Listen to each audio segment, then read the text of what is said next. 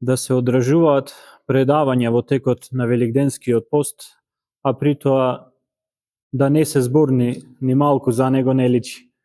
Затоа во денешното предавање ќе зборуваме токму за нештата поврзани со Великденскиот пост, а како наш денешен гостин по благослов на неговото високо преосвештенство митрополитот господин Јован е отец Марко Манојлович, кој ни доаѓа од Скопската православна епархија.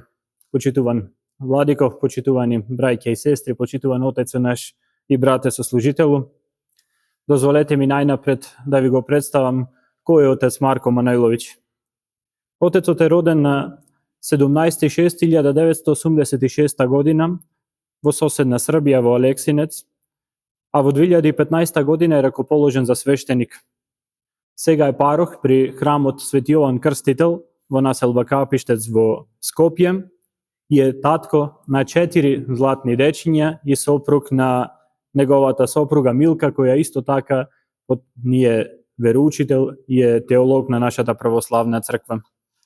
Отецот Марко денеска ќе ни зборува за литургиското предание надвор од постните денови во текот на Великденскиот пост. Токму како што најавив, тема поврзана со овие великопостни денови во кои што ние се наоѓаме сега.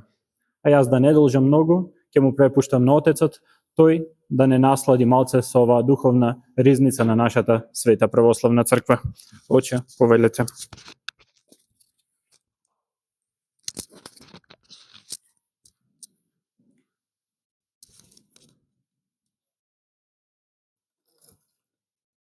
Благодарам, отец Тони, за најавата. Ваше високо преосвештенство, игуманио, браќа и сестри, особено ми е радост што овдека можев да дојдам и да се видиме, затоа што малку само да го дополнам отец Тони, во 2015 година бев ракоположен токму од неговото високо преосвештенство владиката Јован. А многумина од вас ве познавам со години наназад, некои од скоро и сите сте ми драги.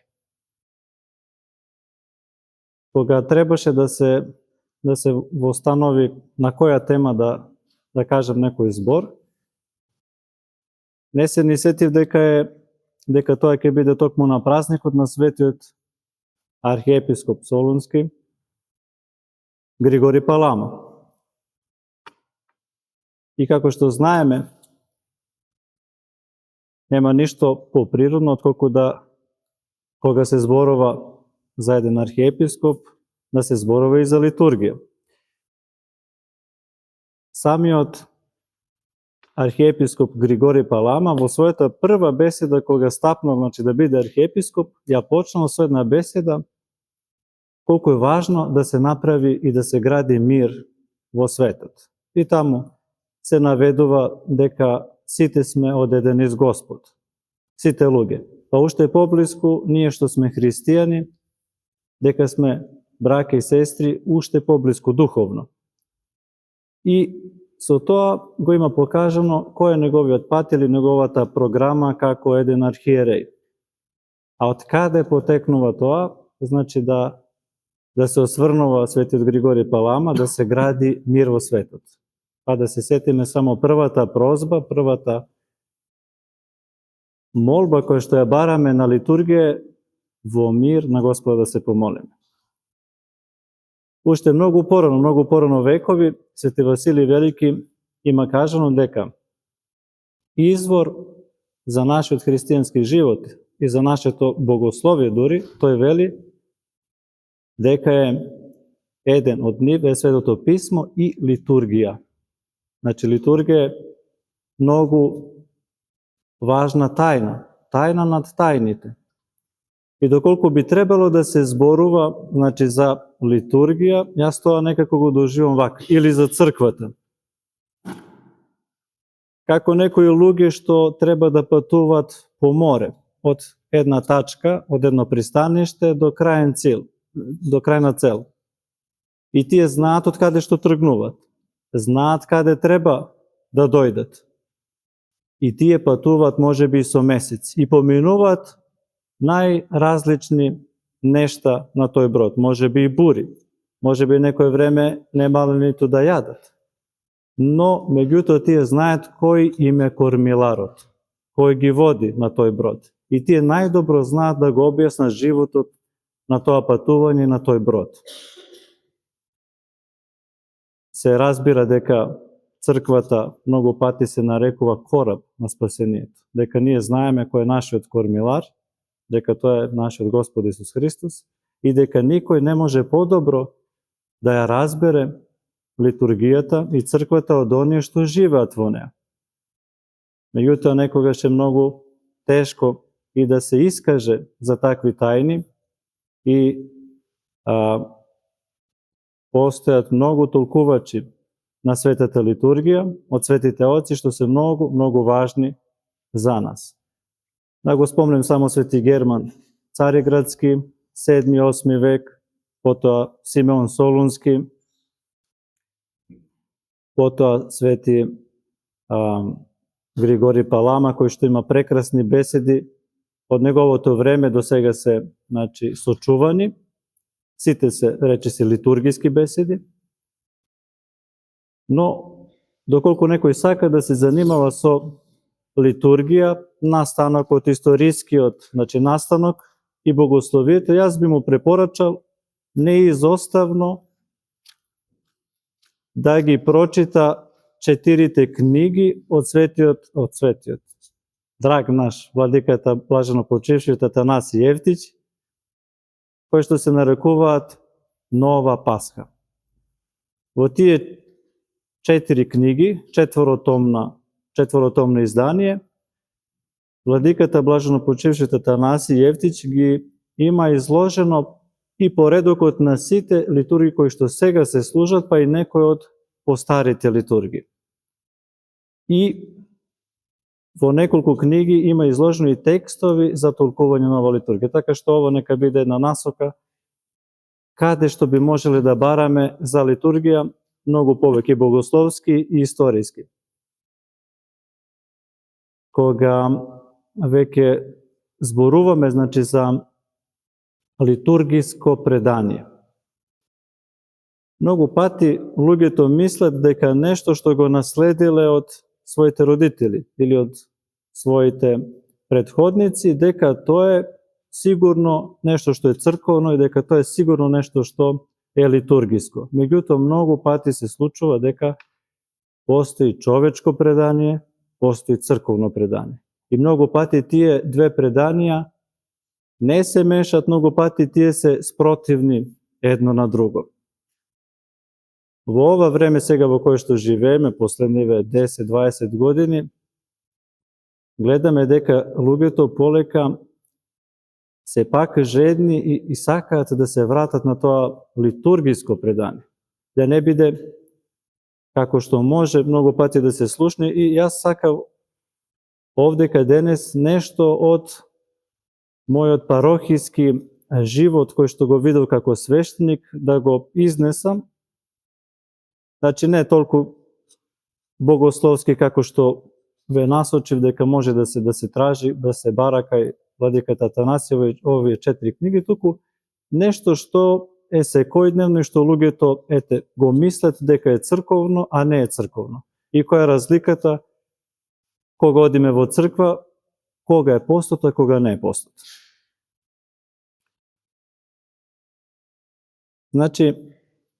Луѓето велат, ние православните се разликуваме од римокатолиците, тоа го слушам многу пати. Ние немаме исповест. Ние не одиме секоја недела на литургија. Не морам да постам среда и петок или повеќе дневните постови, не сум голем грешник. Тоа е едно сосема не црковно предание, сосема човечко предание. Тоа се случило затоа што се изгубило тоа литургиско предание. Меѓутоа, фала Богу, се враќаат луѓето и црквите се полнат и сакаат и да постат и да се причестуваат. Еве еден аспект, само сакам да ви го спомнам. Луѓето велат во среда и петок не постам, не сум се зарекол да постам. Меѓутоа, се отвора прашање, зошто ние постиме во среда и петок?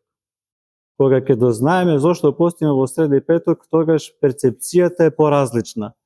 Овде, како кажам, јас се зареков, тоа значи дека сепак јас сум во центар и на тој настан. Ако велам постам заради Христос, затоа што е Јуда замислил да го издаде во среда, а во петок е распнат, тогаш Христос ми е во центар на постот, а не јас.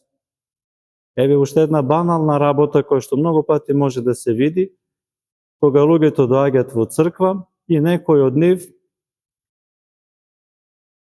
ќе дојдат пред икона и ќе стават вака двете раце, ќе ги залепат за една икона. И велат дека на таков начин сакаат да црпат енергија или што веќе. Но гледате колку и тоа погрешен пристап. Минатата недела сме ги прославувале и отците, односно преданието црковно, кое што не вели дека ние пред иконите благочестиво се поклонуваме, им покажуваме почит. Таа почит оди кон прволикот, тој што е насликан на иконата. И да е светител, и да е Мајка Божја, Пресвета Богородица, сепак на прво место му се ние поклонуваме на Христос, а ги почитуваме и светителите. Но и овдека, значи, луѓето сакаат себе си да се стават во прв план. Ставајќи ги рацете на иконите, велат јас да примам нешто, значи да добијам нешто. И пак испага едно човечко предание. Испага дека јас сум поважен и мерилото на црковноста е моје мерило. Доколку се врати тоа литургиско предание, дека ние доаѓаме, се поклонуваме, значи покажуваме една почит кон иконата, тоа е веќе сосема друга перцепција. Значи дека јас требам нешто и да дадам еден поклон, да воспоставам ред во мојот живот. Доколку хиерархијата во мојот живот е прво Бог, па се останато, тогаш Господ може заради тоа да ни укаже благодат и благослов. Во црквата, значи, се има свое место и своја хиерархија. Ова литургиско прославување, кое што е надвор од постот, и литургиско прославување во постните денови, ќе видиме секако дека има една допирна точка. Тоа е она неделна литургија. Сабота и недела секогаш е посветено на Воскресението Христово, неделна литургија. Така што и во постните денови, кога се служат, тоа сите го знаеме, литургија на претходно осветените дарови, тие дарови се осветени уште од таа недела. Меѓутоа, ние сакаме да учествуваме малце по-интензивно во времето на постот. А не можеме сами тоа да го направиме. И постојат некои записи, значи историски, дека дури и само причестување, значи носење на светите дарови дома, постоело во одредени места во православието и дури до 17 век, така вели еден руски историчар и теолог Успенски. Значи, без Христос ништо не можеме да правиме. Тие литурги кои што се служат и причестувањето во среда и петок не служат само како подкрепа и потсетување дека не сме сами на тој кораб. Секогаш тука е присутен со нас и нашиот кормилар, нашиот Господ. Сега, значи, првата работа, како што се поучуваме на Светата литургија, пак е Светата Тројца, благословено царство на Отецот и Синот и Светиот Дух. Тоа е пак едно значи да се воспостави еден ред и еден поредок. И затоа велат и многу литурзи, и како отец Александар Шмеман, значи дека е потребно литургија да биде совршена.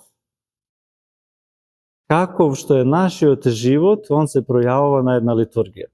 Доколку е конфузен, ќе биде и тамо и на литургија. Доколку не е конфузен, ќе се пројави на литургија. Литургија е како еден испит.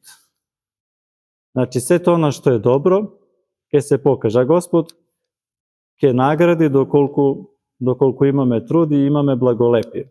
Што се однесува до тоа благолепие, овдека се бракета певци, многу важен сегмент е, значи, кога има вакво благолепие, кога се пое убаво. И тога ќе спомнам, се сетим на неколку различни моменти. Еве еден митрополит Дионисий Козански има една замерка кога се пее Свјати Боже. И вели, да не се пее она големо Свјати Боже, туку само кратко. Затоа што вели дека тоа се пеело кога царот бил присутен, сега немаме цареви, нема потреба, и вели премногу се покажува тој човечки момент дека ние сакаме убаво да пееме и дека понекогаш од славата на Бога малку ја свртуваме кон нас. Тоа е една критика на митрополитот Дионисий, меѓутоа сепак се треба да биде во благолепие. Исто така и за оние кои што се учат, овие што се во богословија, има една исто приказна кога патриархот Павле бил за певница со еден млад богослов и тој бил малку мрзелив. Не сакал да се потруди, а имал способност да научи, само бил мрзелив. Тоа го видел патриархот Павле и му рекол дека би требало малку да се потруди околу тоа. Сепак се наоѓа во црква, го гледа дека има убав глас, убав слух, ама дека не знае да ги пее работите точно.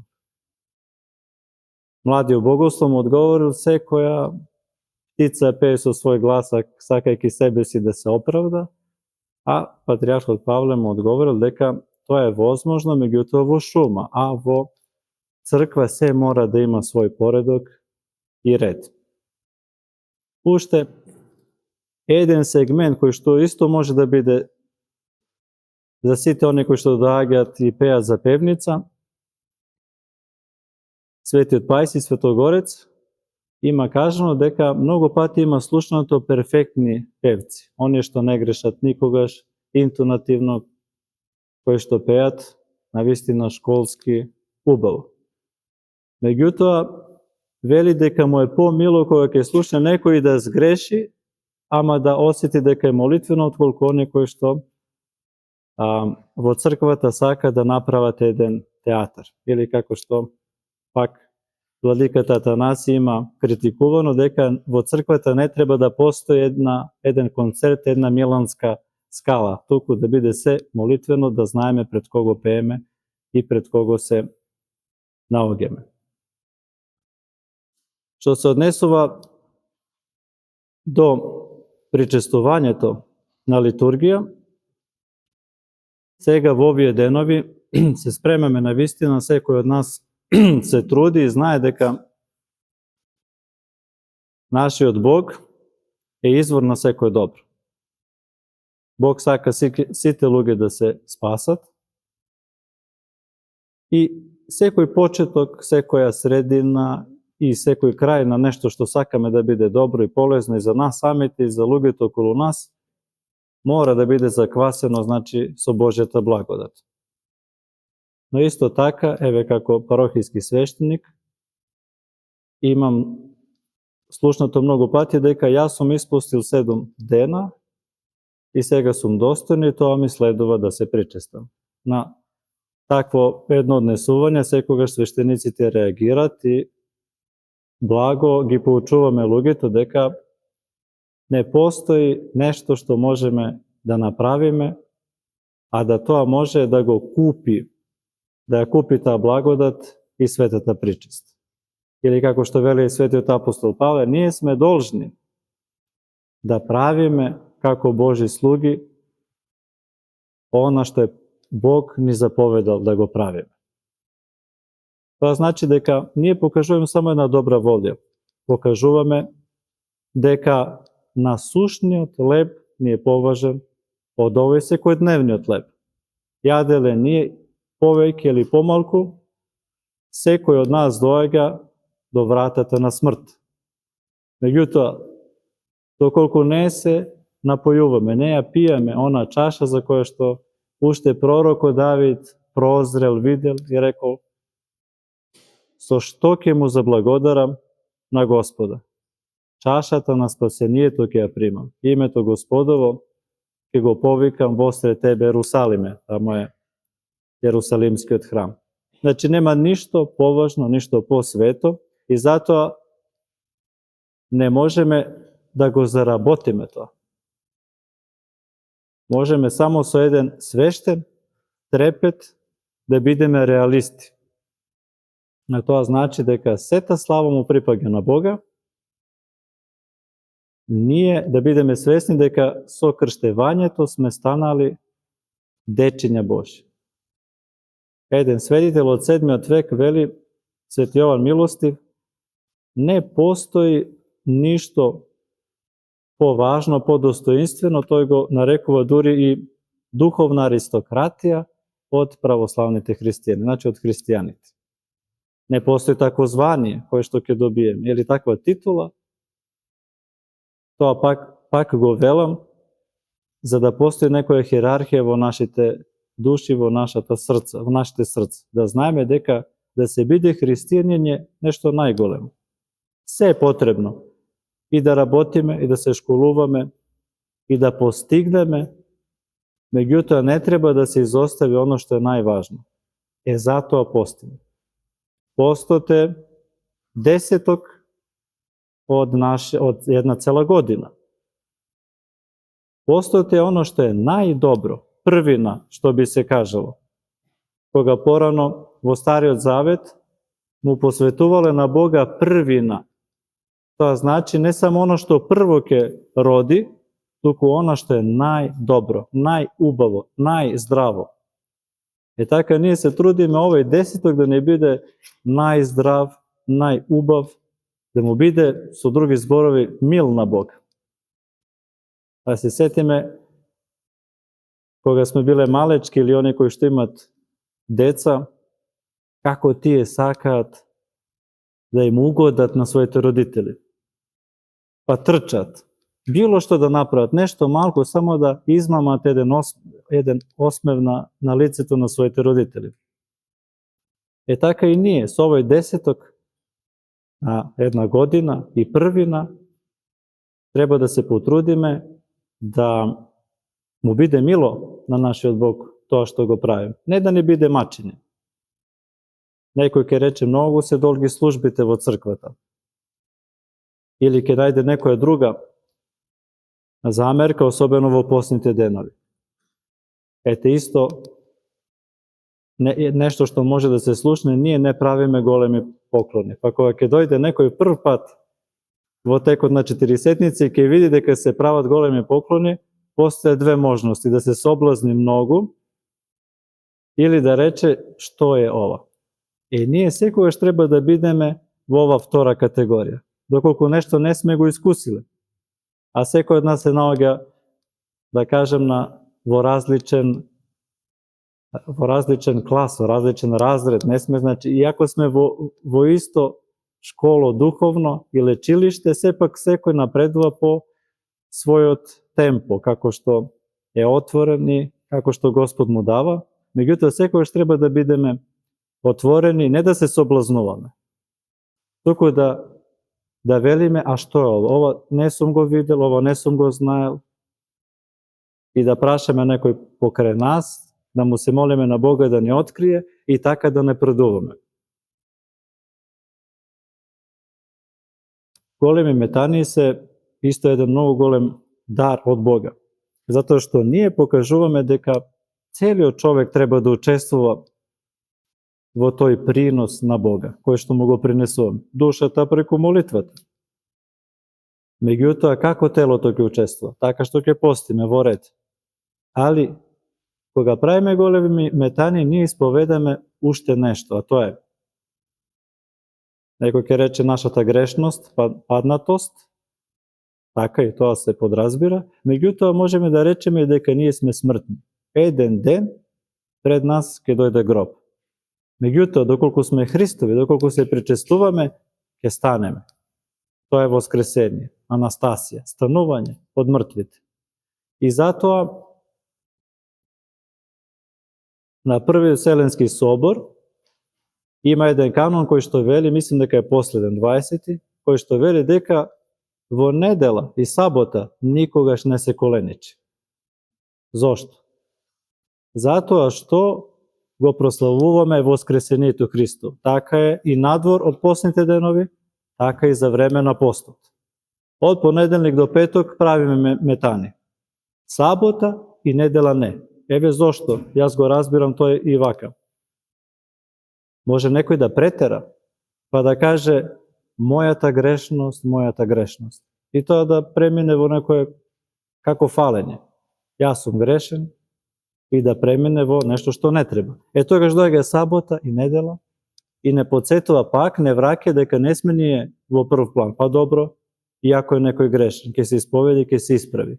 Но Христос мора да биде пред нас секогаш и се подсетуваме и го прекратуваме тој пост, тие 5 дена, го прекратуваме и велиме денес не коленичам затоа што го прославувам Христос во сабота и недела. Фала Богу, веќе тој погрешен човечко предание, кога можело да се, јас го затекнал и многу порано, неделна литургија, се чита Евангелие и луѓето коленичат. Тоа веќе се исправило. Значи, треба да се знае она што е поважно. И ако сме грешни, доаѓаме пред Христос, ама стоиме, за да му дадеме почит. За да се покаже дека Он е Господар. Како што се вели во оној псалом, пролио пред ним моление мое. Значи, како со една кофа, ќе ги истурам моите гревови пред Господа, тоа е голема пучина и неговата љубов е безмерна, така што и тие ќе ги покрие доколку сме искрени. Значи, да се зборува за литургија, секогаш може во црквата. Секогаш оној што е во црквата, најдобро ја разбира таа света тајна, таа тајна на тајните. И не може никој надвор од црквата, може некој да биде критизер, меѓутоа не може тој да ја разбира црквата. И затоа таквите критики се многу неосновани или плитки, површни. За да може да се зборува за црквата, мора да се живе во црквата. Еден човек има кажано дека теологијата не е наука или дека не е емпириска, не е нешто што може да се провери. Ако црквата и животот во црквата не е нешто емпириски, што трае веќе 2000 години, онда не знам што е нешто што може да се доживе, односно да се научи, да се испроба, да се живе. Еве, овој пост трае сигурно во ваков сличен вид, ама во ова должина 1700 години. Оно што знаеме. И он е испробан. И ништо не му фали. Он наликува овој пост како оние јапонските мајстори кои што прават оние катани, оние нивни мачеви. Тоа се прави со месеци. Тоа се удира илјадници пати.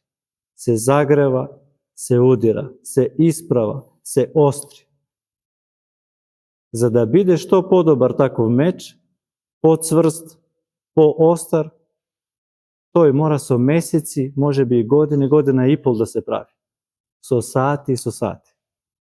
Нашата литургија е токму наликува, пластично кажано, на нешто што е опробано, нешто што е со векови испробано, нешто што е прековано со молитва, со постот, со теологија, ништо не фали и служи за осветување и на луѓето кои што доаѓаат и на целиот свет.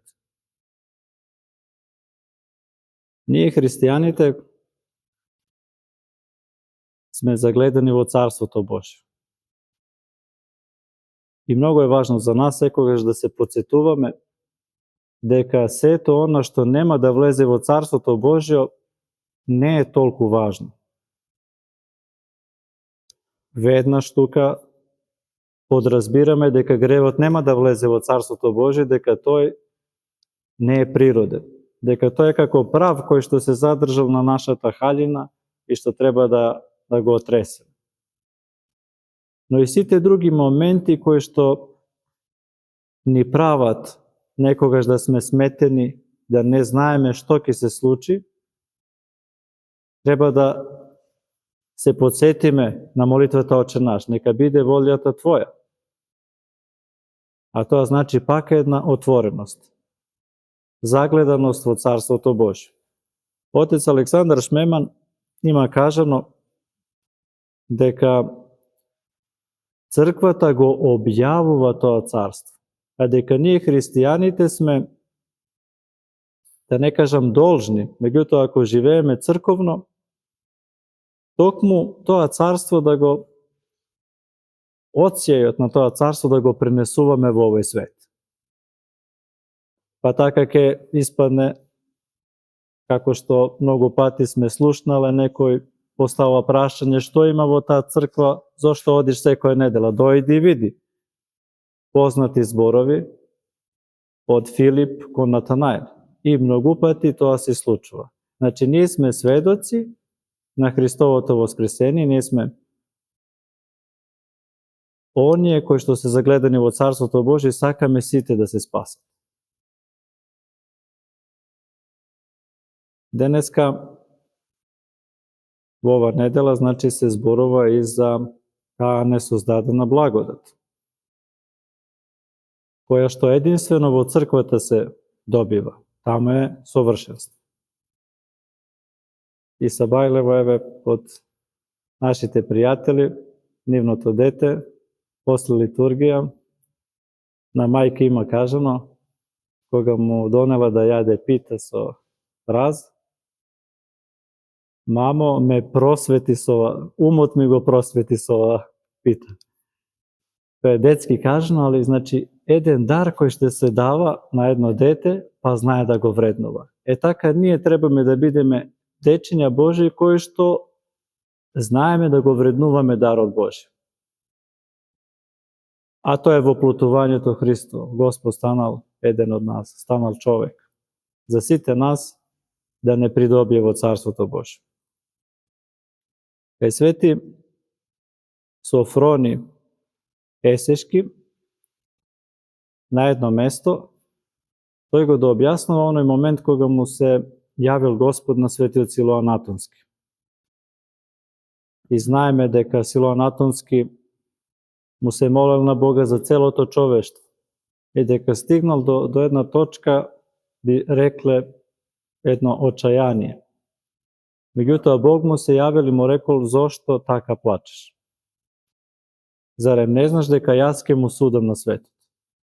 И од тогаш свети Силоан Атонски не престанувал да зборува колку Бог е љубов, колку е добро да се биде во Божја близина. Меѓутоа свети Софрони Есешки, неговиот ученик, го надополнува тоа со една реченица плюс која што не е запишана. Кога Христос му се јавил на свети Софрони, му рекол, држи го својот ум во адот и не очајувај. А свети Софрони вели вака, дека Христос му одговорил со уште една реченица. И таа вели вака, секој оној човек кој што ќе го призове неговото име, значи Божјо име, искрено, за спасение, ќе биде спасен. Али оние кои што ги држат Божите заповеди, тие ќе бидат пријатели Божи во Царството Божие. Има разлика. Нашата цел е да бидеме спасени, меѓутоа Христос вели дека можеме да бидеме пријатели. Тоа го остваруваме и треба да се оствари на литургија. И можеме да зборуваме и за литургија после литургија. Значи се спремаме да се причестиме. Меѓутоа, малку се зборува за тоа дека требаме уште дупло повеќе напор да направиме за да ја задржиме таа Божја благодат која ќе се причестиме. Некако сме усмерени повеќе на тоа пред да се причестиме. Меѓутоа, дупло повеќе треба да вложиме напор, значи кога ќе се причестиме, таа благодат да се сочува. Ете, тоа е важно, значи да кога зборуваме за црквата, а за разликите, значи, кои што се очигледни, кои што се надворешни, кога се пости и кога не се пости, најпрвен тука се оние бои, бели бои, темни бои. Тоа е време кога не се пости, време кога се пости. Една работа да не заборавам, значи има еден момент многу важен. И тоа полека се искоренува. Ете, пак доаѓаме до едно човечко предание и литургиско предание, преданието на црквата. Велат многу луѓе, се помалку и помалку, ама сепак се доста. Ке се причестам за Великден, меѓутоа, втор ден Великден, трети ден Великден, не можам да се причестам заради тоа што не се пости. И сега се укинува едно црковно предание, кое што има на 5-6 Вселенски собор, донесено има како канон, каде што се вели во светлата седмица не се пости, се причестуваме секој ден. Тоа е на Вселенски собор донесено. Тоа е црковно предание. А ние со пак себе си се ставаме во прв план и велиме јас сум критериум на причестувањето. И јас велам дека не сум достоен, јас велам дека немам постено и дека не можам да се причестам. Црковното предание се заменува пак со едно човечко предание. Црковното предание вели: не се пости 7 дена во светлата седмица, сите се причестуваме. Тоа може уште малку да се дообјасни. Ако ги гледаме службите, утрената, вечерна служба, ќе видиме дека се тие како еден ден да е сега развлечен да трае 7 дена. Не е се тоа денови како да се поделени 7 дена.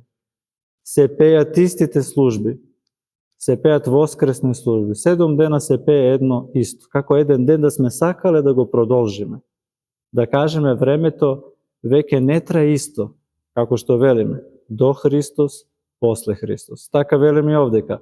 До Великден и до Томина недела. Тоа е како еден ден. Цела таа седмица како еден ден. И затоа ние требаме да го почитуваме црковното предание. Секоја чест кога се пости, се пости.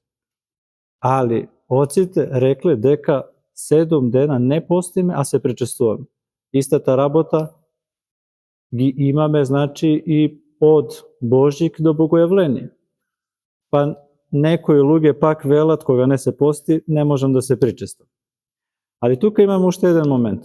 Имаме момент кој што се викат некрстени денови. Знаеме дека Божик и Богојавление се почитували како еден празник. Од 4. век почнало прво на запад да се раздвојуваат тие два празници и некому му текнало, ете така, се изгубило некое црковно предание дека Христос е роден за Божик, а после 13 дена се слави неговото крштение. Тој не е крстен, како да поминале само 12-13 дена, а историски поминале 30 дена до неговото крштевање и сега никој не сме да биде крстен. Не постои никаква забрана за крштевање. Дури во тие денови. Имаме ние од разумни причини кога не се прават венчавки. Еве, тоа е токму ова време, кога е голем пост, кога е великденски пост. Али некој да се крсти не се ускратува, затоа што тоа е билет или, како што вели Диониси, митрополитот Козански, капија, се едно капија или врата за влез во Царството Божие. Прво за влез во црквата, а потоа за влез во Царството Божие. Затоа не се ускратува никогаш. Значи, треба многу да се внимава на тие преданија. Дали баба ми и дедо ми имаат пренесено некој предание и дали тоа е навистина црковно предание. Или е тоа едно човечко предание кое што е поразлично од некој црковно предание. Уште малку можам само да некои работи да спомнам, кои што сметам дека исто така се важни, тоа е кога доаѓаме да се причестиме. Што вели ѓаконот кога не повикува на светата причест? Вели, со страв Божи, вера и љубов пристапете. Тоа е повик. И тоа ни покажува дека секоја литургија, секоја, се служи за ние да можеме да учествуваме действително, значи за да можеме се причестиме. Сега некој владика, и тоа е запишено некаде, значи во старите служебници пред 15-тиот век не постои со страв Божи, вера и љубов. Љубов нема, во постарите служебници од некоја причина има со страв Божи и вера пристапете. И се случило на некоја литургија, дека ѓаконот рекол со страв Божи, вера и љубов пристапете, владиката му рекол нема љубов, затоа што се сакал да му нагласи дека во старите служебници не постоело, значи со вера, со страв, вера и љубов, доколку таму имало само со страв Божи и вера. Меѓутоа, со едно внимание додаден и тој збор, затоа што љубов е нешто најголемо што може да се достигне. Мораме да имаме страв, стравопочит, мораме да имаме вера и покрај тоа, како што вели Свети Антони Велики од 4 век, најпрвен се плашев од Бога, а после кога го засакав, стравот исчезна, затоа што љубовта го брка стравот од нашиот живот. Значи, секоја литургија служи за да се осветуваме, за да се обожуваме. Ние после литургија треба пак да живееме литургиски. Да ја чуваме таа благодат на Светиот Дух. Да продолжиме да бидеме не само луѓе, туку да бидеме Христови луѓе. Да бидеме луѓе кои што ќе испитуваме, да не се соблазнуваме, туку да испитуваме зошто нешто се случило вака, зошто не вака. Фала Богу, сега имаме многу и книги, и многу архиереи, теолози кои што можат и го објаснуваат и настанокот, и богословието, и многу длабоки работи, со една вера, со надеж дека се ќе биде добро и дека Господи најмал напор кој што го правиме ќе го умножи, ќе умножи благодата и ќе ни додаде, тоа е многу важно. И може би само уште една работа да додадам. Значи, како што го очекуваме Царството Божие? Тоа значи да бидеме отворени за нешто што ќе се случи во иднина. Значи, тоа значи да имаме трпение. Трпение. За се што правиме во животот. Ако нешто не ни оди од прва рака, да го молиме Бога да ни помогне. Доколку пак не оди, да се сетиме да бидеме трпеливи. Да знаеме дека ништо што е добро не доаѓа лесно. Ништо што е добро.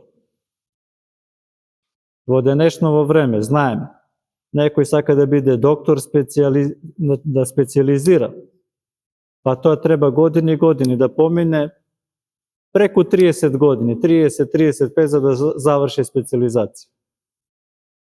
Доколку некој сака како да воспита едно дете, пак ќе помина 20 години најмалку, со многу големо трпение.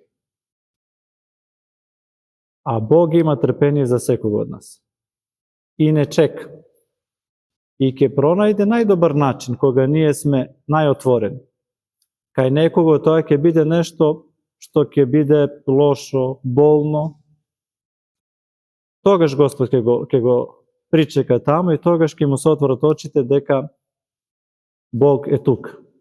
И тогаш тоа ќе биде како една раскрсница, каде да одам, дали по стар пат или по нов. Христијанството, црквата е еден нов пат. Му дава излез на стариот пагански човек, на стариот човек кој што не знаел каде се наоѓал, во темнина. Сега имаме светлина, имаме Христос, Бог е помеѓу нас. Ние како негови синови и ќерки, да не речам дека сме должни, али и сме должни, да се појавиме на литургија, да дојдеме, да се спремаме да се причестиме, да проштеваме, да бараме прошка. Сето тоа е литургиски живот, сето тоа е литургиско предание. И во текот на постот и надвор од постот. Кога не постиме телесно, сме внимателни пак. И сме отворени дека се што може да се случи, дека Бог е со нас. Ете, Бог нека ни помага и овој пост да го поминеме и да бидеме достојни сведоци на нашиот Господ и да бидеме христијани и да го објавуваме Царството Божие колку што можеме, а за се да го молиме Бога да ни помогне. Ви благодарам за вниманието. Не знам, ако некој сака нешто да додаде, да каже, еве, секако. Ви благодариме и вас, Отец, за ова прекрасно излагање, кој го збогативте нашиот живот, како во црквата, така и надвороднија всушност, и тоа ви беше вашето предавање, како да живееме натре во црквата и како да се однесуваме литургиски по литургијата. А сега, кој што има некој прашање, да упати кон нашиот предавач, нека повеќе. Јас да му заблагодарам на отецот Марко, зашто една практична тема ни разјасни, која отвара нормално и низ прашања кај тие што сака да ја разјаснат до крај. Меѓутоа, неопходно ни беше и вака практична тема, после некои теоретски дискурси што ги имавме и претходната недела. Во секој случај, јас сум благодарен и на сите присутни зашто го збогатувате овој настан кој се случува еве веќе по трет пат во оваа света митрополија, а отецот Марко допринесе да се развие тој интерес и мислам дека не само присутните што сега ќе имаат можности да го разберат од поблиску и да постават прашања ако има, туку целата тема ќе биде објавена и на интернет страницата, ќе може да слушат повеќе луѓе и ќе може да го гледат ова прекрасно предавање. Благодарам уште еднаш.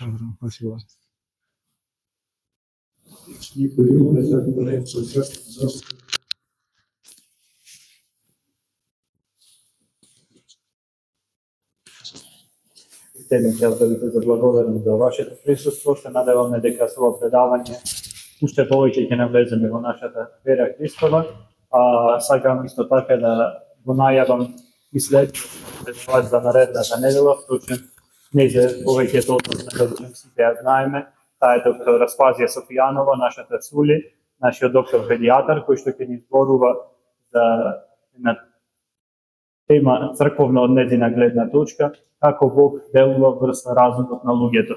Па ви поканувам другата недела да дојдеме пак да се собериме и да се насладиме од тоа што ни понуди црквата. Да сте здрави и живи од Бога благословени.